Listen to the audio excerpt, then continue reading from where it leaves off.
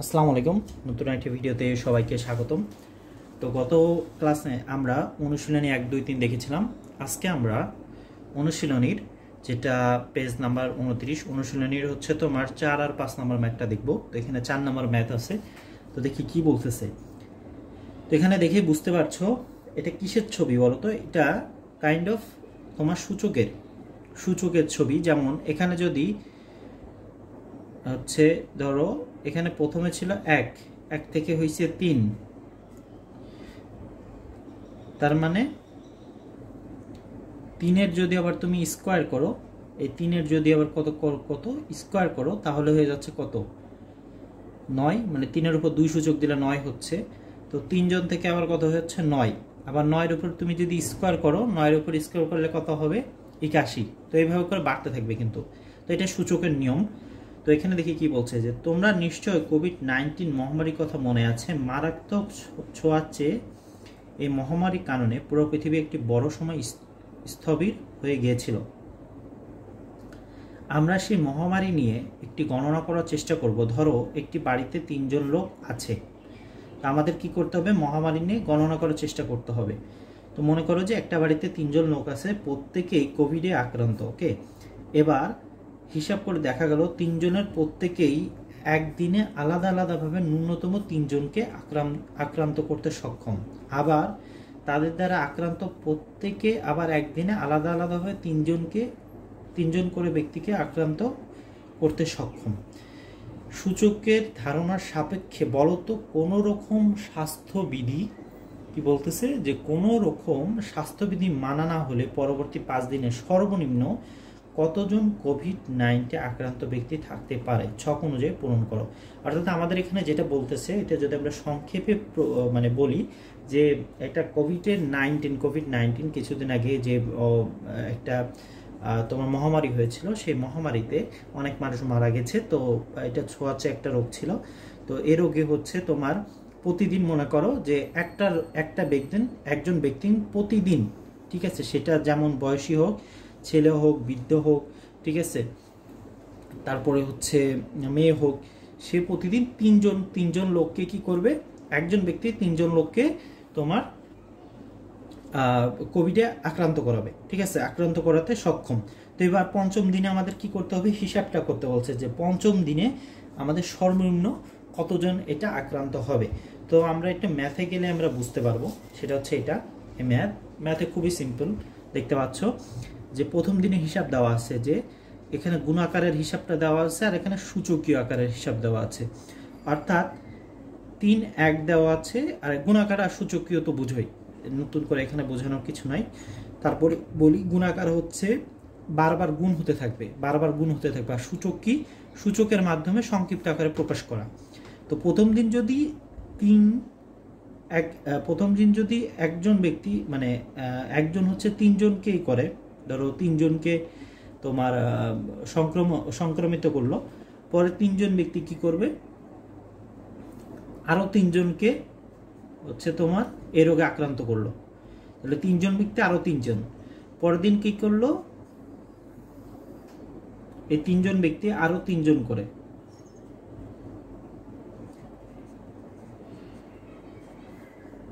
এইভাবে করে বাড়তে থাকবে। কি হচ্ছে, প্রতিদিনই বাড়তে আসে, ঠিক আছে,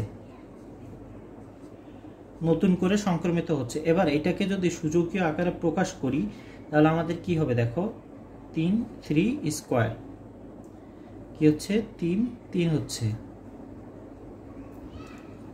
3, 4, 3, 5। বুঝতে পারছো, মানে প্রতিদিন কি হচ্ছে, এটা এটা প্রতিদিন বাড়তেই আছে।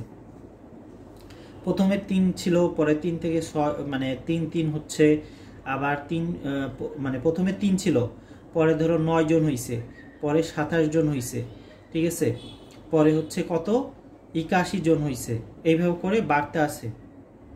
পরের দিন 243 জন মানে হয়েছে। তো বুঝতে পারছো যে প্রতিদিন একজন কি 3 জন করে এটা করতে আছে, প্রতি একজন 3 জন করে এটা তোমার তারা সংক্রমিত করে যাচ্ছে, মানে মানুষকে কোভিডে আক্রান্ত করাই যাচ্ছে। তো এটা প্রতিদিন বাড়ছে যেহেতু, তো সেটাকে আমরা হচ্ছে যখন সূচকীয় আকারে প্রকাশ করব তখন 3 স্কোয়ার, 3টা 3 আছে, তার মানে 3 কিউ 3 4, 3 টু দি পাওয়ার 4, মানে 3-এর উপর সূচক 4, 3-এর উপর সূচক 5, 3 পাওয়ার 5, এভাবে আমরা বলতে পারি। এবার বলতেছি কি 11 এবং 14তম দিনে শেষে সর্বনিম্ন কতজন হইতে পারে। তো প্রথম দিনে ছিল 3-1, 11তম দিনে সর্বনিম্ন কতজন আক্রান্ত হতে পারে সেটা কি, সেটা যদি আমরা লিখি তাহলে কি হবে দেখো, 3 11 ও 3 14, 3 12, 3 14 দিলাম, 3 14।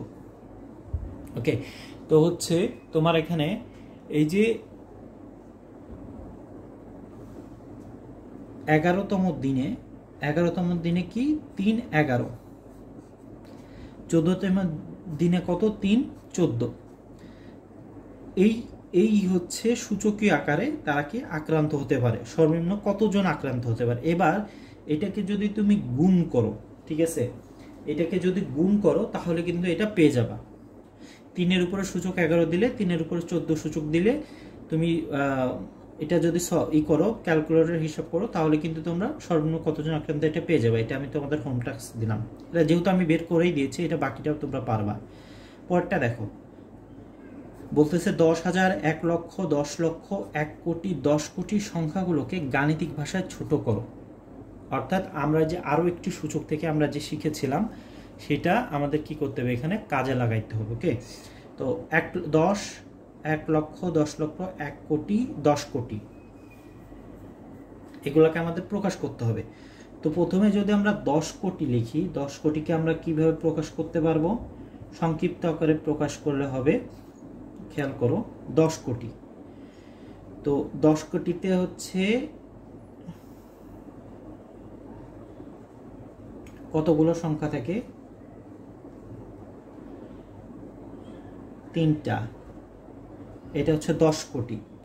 তো 10 কোটিকে আমরা যদি দেখো কতগুলো সংখ্যা আছে, কতগুলো শূন্য আছে, 1টা 2টা 3টা 4টা 5টা 6টা 7টা 8টা শূন্য আছে।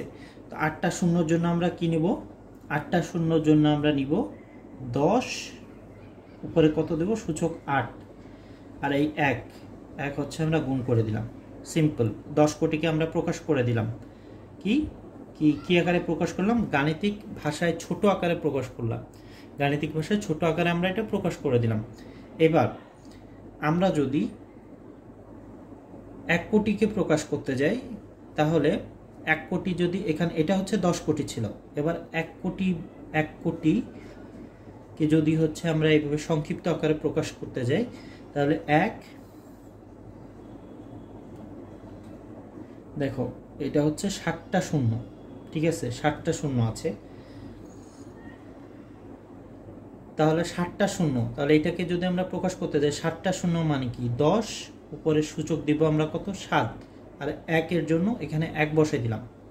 ওকে, এটা হচ্ছে 1 কোটি গেল। এবার আমরা যদি 10 লক্ষকে প্রকাশ করতে যাই, 10 লক্ষকে প্রকাশ করতে হলে আমাদের কি করতে হবে, দেখো 10 লক্ষ লিখি, তো এখানে কতগুলো শূন্য আছে, 1টা 2টো 3টে 4টে 5টা 6টা, তাহলে এটাকে যদি আমরা প্রকাশ করতে যাই তাহলে গুণ 10, উপরে কত সূচক 6 নিলাম, আর এই 1টা হচ্ছে কি সামনে আনলাম, সিম্পল। আচ্ছা, এবার আমাদের 1 লক্ষকে করতে হবে, 1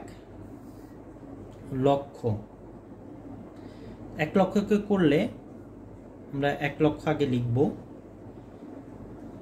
1 লক্ষ লিখলাম, প্রথমে 10 কোটি, তারপরে 1 কোটি, 10 লক্ষ, 1 লক্ষ যদি করি, এখানে শূন্য কতগুলো আছে, 2টো 3টে 4টে 5টা, তার মানে আমরা 10 দিব, উপরে সূচক দিব 5, আর এখানে একটা সামনের একটা আমরা এখানে বসাই দিলাম, এটা হচ্ছে 1 লক্ষ। এবার 10,000কে যদি আমরা করি, 10,000 বা সংখ্যায় যদি প্রকাশ করি এটাকে, এটা হচ্ছে 10,000, 10,000-এ কয়টা শূন্য আছে, 4টা, তার মানে আমরা 1 গুণ 10 কত দিব, 4টা 4টা শূন্য আছে, তার মানে আমরা উপরে 4 সূচক দিয়ে দিলাম। তো অনেক সিম্পল, তাই না? তো আই হোপ বুঝতে পারছো। এটা হচ্ছে 5 নাম্বারের যেটা ছিল আমাদের সূচকীয় সংখ্যাটি পাও, তার সাথে পূর্বের প্রাপ্ত সংখ্যার মাঝে কোনো সম্পর্ক পাওয়া যায় কিনা। এবার সংখ্যাটিকে ছোট আকারে প্রকাশের পর যে সূচকীয় সংখ্যাটি পাও তার সাথে পূর্বের প্রাপ্ত শূন্যের সংখ্যার মাঝে কোনো সম্পর্ক পাওয়া যায় কিনা। মানে হচ্ছে তোমার এটার সাথে এটার সাথে তোমার যে পূর্বের প্রাপ্ত শূন্যগুলা এগুলার সাথে এইগুলার কোনো সম্পর্ক আছে কিনা সেটা একটা দেখতে বলছে। তো এগুলো আসলে যারা গত ভিডিওতে এগুলো দেখছো তারা এগুলো বুঝতে পারছো। এটা মানে বেশি এক্সপ্লেন না করে অলরেডি এগুলো তো করে দেখালামই। এটা আগের ভিডিওতেও সুন্দর করে এক্সপ্লেন করা আছে, তো দেখে নিও। বুঝতে সমস্যা হলে অবশ্যই কমেন্ট করো। অ্যান্ড নেক্সট ক্লাসে আমরা পরবর্তী সেকেন্ড চ্যাপ্টার নিয়ে আলোচনা করবো। আনটিল দেন সবাই ভালো থেকো। আসসালামু আলাইকুম রহমতুল্লাহ।